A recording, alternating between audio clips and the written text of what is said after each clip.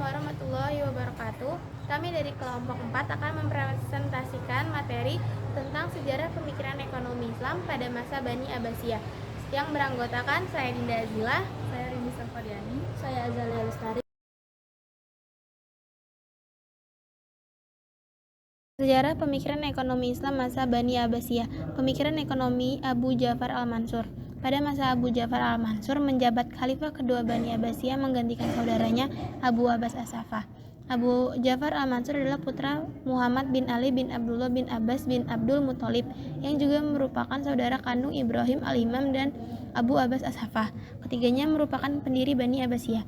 Setelah Khalifah Abu Ja'far al-Mansur dilantik pada 1360 Hijriah atau 754 Masehi.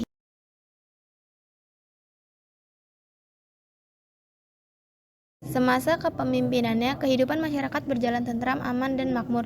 Stabilitas politik dalam negeri cenderung aman dan terkendali. Tidak ada gejolak politik dan pemberontakan-pemberontakan. Khalifah Abu Ja'far al-Mansur sangat mewaspadai 3 kelompok yang menurutnya dapat menjadi batu sandungan Bani Abbasiyah dan dirinya.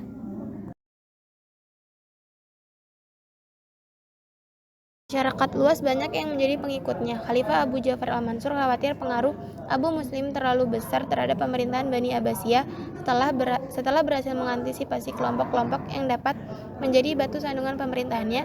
Al-Mansur kembali dapat mencurahkan perhatiannya pada pengembangan kebudayaan dan peradaban Islam.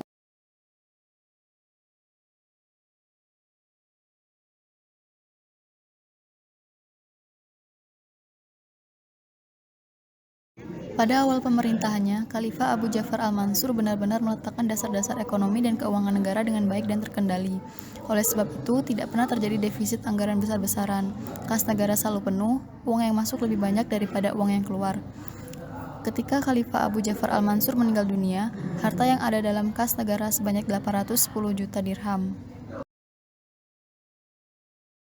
Khalifah al-Mansur juga melakukan penyebaran dakwah Islam ke Bizantium, Afrika Utara, dan mengadakan kerjasama dengan Raja Pepin dan Prancis.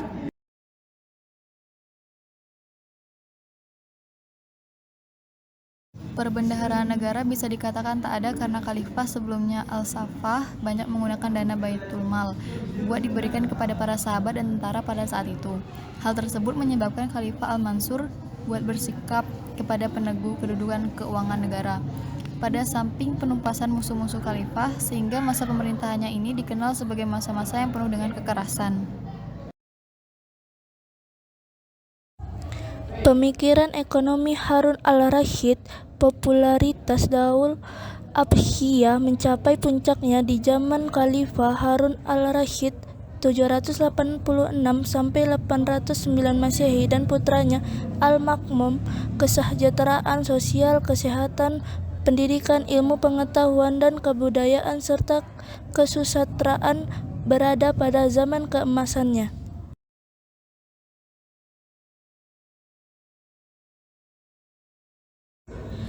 Khalifah Harun juga sangat memperhatikan masalah pajak.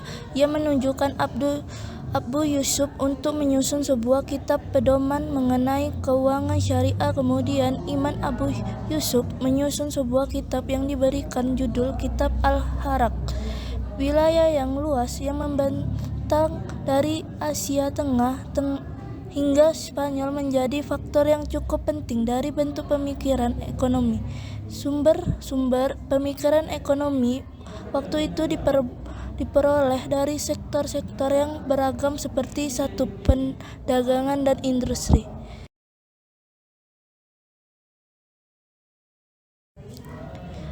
2. Terbentuknya pemerintahan kekhalifahan yang stabil. 3. Perkembangan ilmu pertanian. 4. Pendapatan negara. 5. Sistem moneter.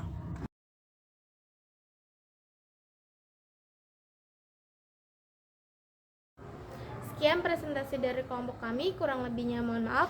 Wassalamualaikum warahmatullahi wabarakatuh.